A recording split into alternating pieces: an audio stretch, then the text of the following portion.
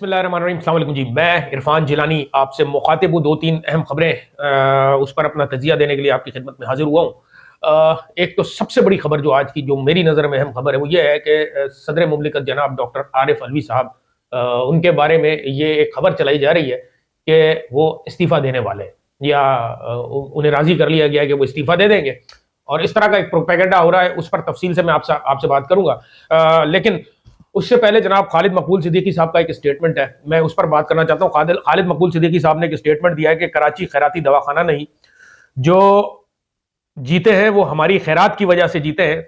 हमने इलेक्शन नहीं लड़ा तो अवाम ने इलेक्शन में हिस्सा नहीं दिया। खालिद मकबूल सिद्दीकी साहब ने यह स्टेटमेंट दिया है। देखें, नंबर एक बात यह है कि खालिद मकबूल सिद्दीकी साहब से मैं मुखातिब हूं कि खालिद भाई, आपने इलेक्शन इसलिए नहीं लड़ा क्योंकि आप अपनी बका की हारी हुई जंग लड़ रहे हैं। आपने इलेक्शन इसलिए नहीं लड़ा क्योंकि जो आपकी थोड़ी सी बची कुछ इज्जत रह गई है ना, ये जो एमक्यूएम लोगों को एक तासुर है कि जी एमक्यूएम भी कोई जमात है, आप अगर ये इलेक्शन लड़ते बल्दियाती इंतखाबात तो आपका नाम सफाई हस्ती से मिट जाता। ये सारी कौम को पता है। आप बल्दियाती इंतखाबात से एक रात या दो रात पहले बाइकआउट कर जाएंगे, इस बात का इंकशाफ तो हमने एक हफ्ता पहले ही बता दिया था। मैंने बल्दियाती इंतखाबात से तकरीबन एक हफ्ते पहले ये ट्वीट किया था कि एमक्यूएम बाइकआउट में जा रही है, बाइकआउट में जाने का फैसला कर रही है बल्दियाती इंतखाबात में। दूसरा, खैर चले जी, एमक्यूएम पे अब मैं बात करता हूं तो मेरे दोस्त बहुत सारे कहते हैं कि यार एमक्यूएम पे बात करके अपना वक्त जाया ना करें, क्योंकि एमक्यूएम अब एक माजी की कहानी रह गई है, माजी का किस्सा रह गया है। एमक्यूएम कराची में अब उसका कोई वजूद नहीं है, इसमें कोई दो राय नहीं है, और ये बिल्कुल मैं ग्राउंड रियलिटी आपको बता रहा हूं। और ऑलमोस्ट समझे कि एमक्यूएम का तमाम किस्से खत्म हो गए। एक और बड़ी अहम खबर है जनाब कि इमरान खान साहब पर जो है वो तोशाखाना केस में 7 फरवरी को फर्दे जुर्म आयद करने का फैसला हुआ है। अच्छा, मजे की बात यह है कि शहबाज शरीफ और उसका बेटा हमजा शहबाज 2.5 साल तक फर्दे जुर्म आयद नहीं हुई। तमाम सबूत, तमाम शवाहिद मौजूद थे, FIA की तमाम इन्वेस्टिगेशन मौजूद थी, सब कुछ था, लेकिन 2.5 साल तक भी फर्दे जुर्म आयद नहीं। और जिस दिन फर्दे जुर्म आयद होनी थी उस दिन शहबाज शरीफ को वजीर आजम बना दिया गया। वजीर आजम बना नहीं, वजीर आजम बना दिया गया, और फर्दे जुर्म लेकिन आयद नहीं हो सकी शहबाज शरीफ के ऊपर। इसी तरह से राना सनाउल्लाह के ऊपर तकरीबन 1.5 साल तक जो है फर्दे जुर्म आयद नहीं हो सकी। 15 किलो हीरोइन का केस किसने बनाया था सारी कौम जानती है, लेकिन राना सनाउल्लाह के ऊपर जो है वो कोई फर्दे जुर्म आयद नहीं हो सकी, और आज तक नहीं हो सकी। और अब राना सनाउल्लाह की वैसे भी जान छूट गई उस केस से। इमरान खान पर जो है तोशाखाना केस में, जिसमें कुछ भी नहीं है, तोशाखाना केस में फर्दे जुर्म आयद करने का फैसला किया 7 फरवरी को। कौम के सामने ये सारी चीजें, मैं एक बात अच्छी तरह से जानता हूं, ये जो मर्जी कर ले, जो मर्जी कर ले, इमरान खान को हराना तकरीबन नामुमकिन है। उसकी वजह यह है, देखिए ना, अल्लाह ताला ने हमारे सामने सारी चीजें रखी। इन्होंने सारी कोशिश कर ली कि इमरान खान को जो है वो किसी तरह से रास्ते से हटा दे। इमरान खान को गोलियां मारकर देख ली, इमरान खान को इलेक्शन में लाकर देख लिया, इमरान खान ने इन्हें वहां चारों खाने चित किया। इमरान खान, मतलब इन्होंने हर तरफ से इमरान खान के लिए घेरा तंग करने की कोशिश की, लेकिन उस मर्द मुजाहिद के साथ अल्लाह की जात पाक का इतना साथ है कि वो शख्स हर मुश्किल से निकलता जाता है। उसमें सबसे बड़ा काम जो है वो इमरान खान साहब के अपने कॉन्फिडेंस का है कि इमरान खान साहब, अभी लास्ट स्टेटमेंट जो इमरान खान साहब का था उसमें इमरान खान साहब ने कहा कि आप देखिएगा इंशाल्लाह ताला जीतूंगा मैं ही।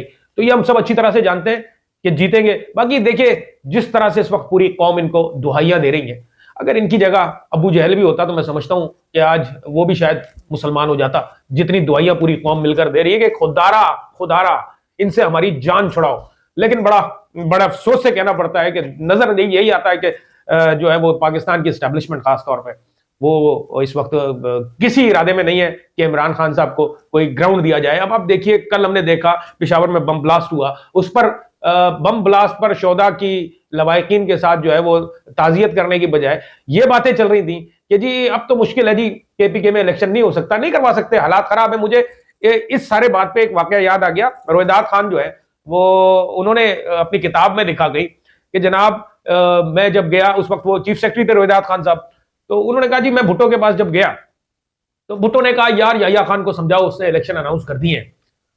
तो मैंने भुट्टो से, यानी रोहिदाद खान ने कहा कि मैंने भुट्टो से पूछा कि जनाब अब इलेक्शन अनाउंस हो गए, अब कैसे पोस्टपोन हो सकते हैं, कैसे, ये तो पॉसिबल ही नहीं है। अब इलेक्शन पूरे मुल्क में अनाउंस हो गए, मशरकी पाकिस्तान में भी और मगरबी पाकिस्तान में भी, तो कैसे पोस्टपोन हो सकते हैं। तो ये रोहिदाद खान की जबानी में बता रहा हूं कि भुट्टो साहब ने कहा यार कुछ नहीं है, दंगे फसाद कराओ, 6-8 लोग मर जाएंगे और रीजन दे देना कि इलेक्शन मुलतवी हो, इस वजह से मुलतवी हो गया इलेक्शन।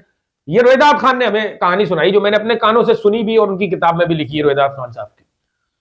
तो बिल्कुल ये जो हमारा जो टोला है नून लीग का, इसने कल यही शुरू किया काम सारा के जनाब, जैसे ही बम धमाका हुआ है उसके कोई एक आधे घंटे के बाद ये पूरा नून लीग का टोला, ये पूरा पीडीएम का टोला, और फिर इनके जो हवाई सहाफी हैं जितने भी, जिनको आप लिफाफा सहाफी कहते हैं, वो सब शुरू हो गए जी कि अब तो इलेक्शन मुलतवी हो जाएगा। शाम को रात को जो टॉक शोज हुए उसमें जनाब यही टॉपिक था कि जी इलेक्शन होंगे या नहीं होंगे, केपीके में हालात की वजह से इलेक्शन होंगे या नहीं होंगे। अगर हालात का बहाना करके केपीके के इंतखाबात मुलतवी कराने, फिर तो मैं समझता हूं कि फिर अगले आने वाले दिनों में पंजाब में भी शायद कोई खुदा ना खास्ता हालात खराब हो सकते हैं, क्योंकि हालात का बहाना करके अगर ये इलेक्शन मुलतवी करवाने, तो फिर देखें, हमें आप खुद मौका देते हैं कि आपकी तरफ उंगली उठाई जाए।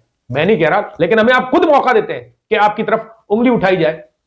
खैर, बात करते हैं जी सदर पाकिस्तान जनाब डॉक्टर आरिफ अलवी साहब का इस्तीफा की खबर जो है वो गर्दिश कर रही है, और इसमें क्या कितनी सच्चाई है, कितनी हकीकत है। इस वक्त जो मुल्क की सियासी हालात है ना, वो ऐसे है कि एक खास जगह पर मुल्क में जो है बड़ी परेशानी है इस वक्त, बड़ी फ्रस्ट्रेशन कह लें आप, कि जी वो जो कर रहे हैं वो उल्टा जो है इमरान खान की मकबूलियत में इजाफा हो रहा है। जो भी कदम उठाते हैं इमरान खान जो है वो और तगड़ा होने जा रहा है। परेशान, इतने परेशान हो गए, इवन इमरान खान को अब अदालतों से भी इंसाफ मिल रहा है। तो आप देखेंगे थोड़े दिन के बाद, आप अभी देखेंगे कुछ दिनों में, कि बहुत सारे जजेस के जो है वो ट्रांसफर किए जाएंगे, 2 4 6 जजेस, जहां भी इंसाफ, जो भी इमरान खान को अब इंसाफ देने की कोशिश करेगा, उनके जो है वो ट्रांसफर हो सकते हैं। ऐसा हो सकता है क्योंकि सिस्टम हमारा ऐसा ही है। और अब देखे ना, हालात इतने इतने वो हो गए कि इनके हाथ जो भी ये करेंगे, आखिर में जो है वो रेफरेंस किसी भी चीज का वो जाएगा सदर मुमलिकत के पास, और सदर मुमलिकत के पास जाएगा तो सदर मुमलिकत जो है वो तो सवाल ही पैदा नहीं होता कि इमरान खान साहब को, अगर ये इमरान खान साहब को सजा भी दे देते हैं, ये इमरान खान को कुछ भी करते हैं, तो ऊपर जो सुप्रीम कमांडर है हमारे सदर मुमलिकत जनाब डॉक्टर आरिफ अलवी साहब, तो वो तो बैठे हुए हैं, और उन्हें भी जाहिर सी बात है, देखिए पूरे पाकिस्तान को नजर आ रहा है कि इमरान खान के साथ नाइंसाफी हो रही है।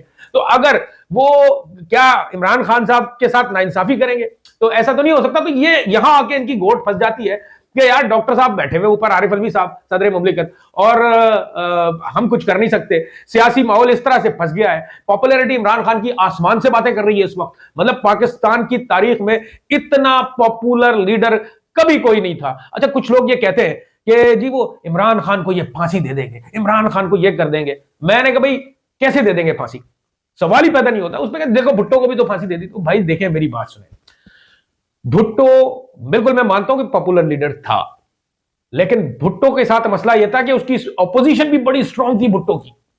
अगर यूं समझ लें कि मुल्क में 50% लोग भुट्टो के सपोर्टर्स थे, तो 50% लोग भुट्टो के मुखालिफ भी थे। उस वक्त मुल्क में जब जनरल जिया ने मार्शल लगाया, तो उस वक्त मुल्क में जनरल जिया का मार्शल पसंद करने वाले लोगों की तादाद ज्यादा थी, भुट्टो के सपोर्टर्स की तादाद कम थी। अब तो वो दौर है, आप इमरान खान को डालो तो सही जेल में, मैं आपको गारंटी देता हूं कि ये कौम जेल तोड़ के बाहर निकालेगी इमरान खान को। अच्छा, ये बातें इन्हें भी पता है कि जो कुछ करते हैं, तो ये परेशान है कि हम करें क्या, इमरान खान किसी सूरत इनके काबू नहीं आ रहा। अब ये सारा ड्रामा किया है कि ये सदर मुमलिकत को जो है वो इस्तीफा किसी तरह से, एक प्रोपेगेंडा बना के, एक माहौल बना के, तो सदर पाकिस्तान डॉक्टर आरिफ अलवी का किसी तरह से इस्तीफा ले लिया जाए।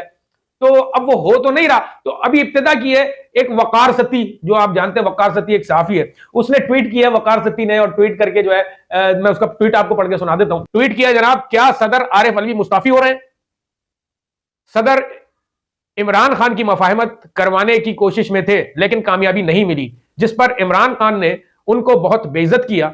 अब गैर मुसद्दिका खबर है, अच्छा ये भी सुनिए, लिख रहा है कि गैर मुसद्दिका खबर है कि सदर ने यह कहकर इमरान खान से किनारा कर लिया है कि इससे ज्यादा मैं कुछ नहीं कर सकता, आपने गलत रास्ता अपनाया है, मैं माजरत खा हूं और आपको इस्तीफा मिल जाएगा। यह वकार सत्ती ने दावा किया है, और फिर कहता है कि दावा भी कर रहा है और कहता है गैर मुसद्दिका खबर भी है, जबकि मैं आपको तस्दीक शुदा खबर दे देता हूं और पूरी जिम्मेदारी के साथ आपको यह खबर दे रहा हूं कि सदर मुमलिकत आरिफ अलवी के करीबी जराए हैं, उनसे मेरी बात हुई है, और उन्होंने कहा जी इसमें कोई मतलब 1% भी कोई सदाकत नहीं है इस खबर के अंदर, और ये बिल्कुल बेबुनियाद और झूठी खबर है। जहां तक मैं डॉक्टर आरिफ अलवी साहब को जानता हूं, मेरा बड़ा पुराना रिश्ता है डॉक्टर आरिफ अलवी साहब से, और जब मैंने पाकिस्तान तहरीक इंसाफ ज्वाइन की थी 2005 में गालिबन, तो उस वक्त मेरा ख्याल है डॉक्टर आरिफ अलवी साहब तहरीक इंसाफ के शायद सेक्रेटरी जनरल थे, एग्जैक्टली मुझे याद नहीं, लेकिन बहरहाल डॉक्टर आरिफ अलवी साहब से, बहरहाल कोर कमेटी के तो मेंबर थे उस वक्त, तो डॉक्टर आरिफ अलवी साहब से मेरा बड़ा पुराना रिश्ता, जहां तक मैं डॉक्टर आरिफ अलवी साहब को जानता हूं। मैं आपको एक छोटी सी मिसाल दे देता हूं, आपको इस सारे वाकये से डॉक्टर आरिफ अलवी साहब की जो तबीयत है उसका पता चल जाएगा, और ये जो वकार सती ने ट्वीट किया है आपको इसकी सदाकत या झूठ का पता चल जाएगा कि उनकी तबीयत में क्या है और वो कैसे वो करते हैं। अब देखिए, एक दफा की जिक्र है, ये कोई साल 2 साल पुरानी बात है, जब इमरान खान साहब वजीर आजम थे, मेरी डॉक्टर आरिफ अलवी साहब से मुलाकात हुई सदर मुमलिकत से, ईमान सदर में, और आरिफ अलवी साहब को मैंने जाती तौर पे कहा, मैंने कहा जी देखें, पार्टी के बहुत सारे कारकुनान हैं और बहुत सारे लोग परेशान हैं, तो लोगों के रोजगार के लिए हमें कुछ करना चाहिए डॉक्टर साहब, और कुछ लोगों को जो है वो आप रिकमेंड करें कि उनको नौकरियां वगैरह मिल जाए। मैं ऑनेस्टली कह रहा हूं ये बात, डॉक्टर आरिफ अलवी ने मुझे जो जवाब दिया मेरा दिल बड़ा खुश हुआ, बिल्कुल, क्योंकि देखिए हम जिस जमात से ताल्लुक रखते हैं पाकिस्तान तहरीक इंसाफ से, हमारा मकसद, हमारा नजरिया यही है। डॉक्टर आरिफ अलवी साहब ने कहा बेटा मैं किसी की सिफारिश नहीं करूंगा, चाहे वो कितना ही पुराना तहरीक इंसाफ का मरकर हो। उसकी वजह यह है कि मैं जिस ओहदे पे बैठा हूं, जिस ओहदे का मैंने हल्फ लिया है, वो ओहदा मुझे बायस्ड होने की इजाजत नहीं देता कि मैं पाकिस्तान तहरीक इंसाफ के लोगों को मेरिट को बाईपास कर तरजीह दूं। ये मैं आपको ऑनेस्टली स्पीकिंग कह रहा हूं, ये मेरे अपने साथ वाकया जो हुआ है, जो डॉक्टर आरिफ अलवी साहब के साथ मेरी कॉन्वर्सेशन हुई थी सदर मुमलिकत के साथ, अब से 2 साल कबल, 1.5 या 2 साल पहले की बात है। तो जो शख्स तबीयत का और जो शख्स किरदार का ऐसा शख्स हो, क्या वो इमरान खान साहब को इस तरह से खैरबाद कह सकते हैं? तो ये सब सारी बातें, और आपको पता है कि चारों तरफ से इस वक्त घेरा हुआ है, तो किसी की बात पे आपने यकीन नहीं करना है, किसी की बात पे आपने भरोसा नहीं करना है, अपनी राय से जरूर आगाह कीजिएगा। अल्लाहुम्मा सल्ली अला सय्यदना मौलाना मुहम्मदिन व बारिक व सल्लिम अस्सलामु अलैकुम व रहमतुल्लाह।